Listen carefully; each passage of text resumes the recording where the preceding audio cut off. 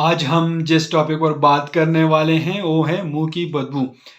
जिसके बारे में लोग अक्सर पूछते हैं कि इसकी वजूहात क्या हैं और फिर इनकी इलाज कैसे किया जाता है।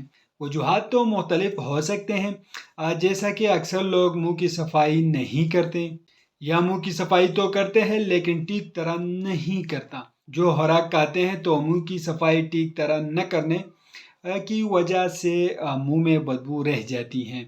दूसरी वजूहात, जिन लोगों को आर्टिफिशियल दांत लगे होते हैं उनमें भी मुंह की बदबू होती हैं। कभी कभी इन्फेक्शन की वजह से भी मुंह में बदबू हो सकती हैं।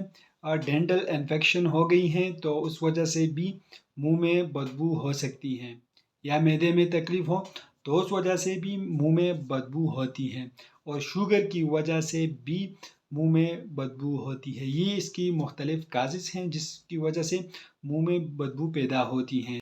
इसकी इलाज ये है, लेकिन इलाज तो डिपेंड करता है कि आपकी मुंह की जो बू हैं वो किस वजह से हैं। सबसे पहले तो ये कि आप मुंह की सफाई का ख्याल रखें।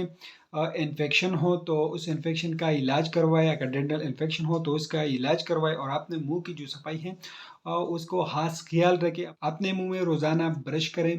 अगर आप लोगों ने आर्टिफिशियल दांत लगाई हैं तो रात को निकाल कर ब्रश करवाएं और खुली हवा में रखें।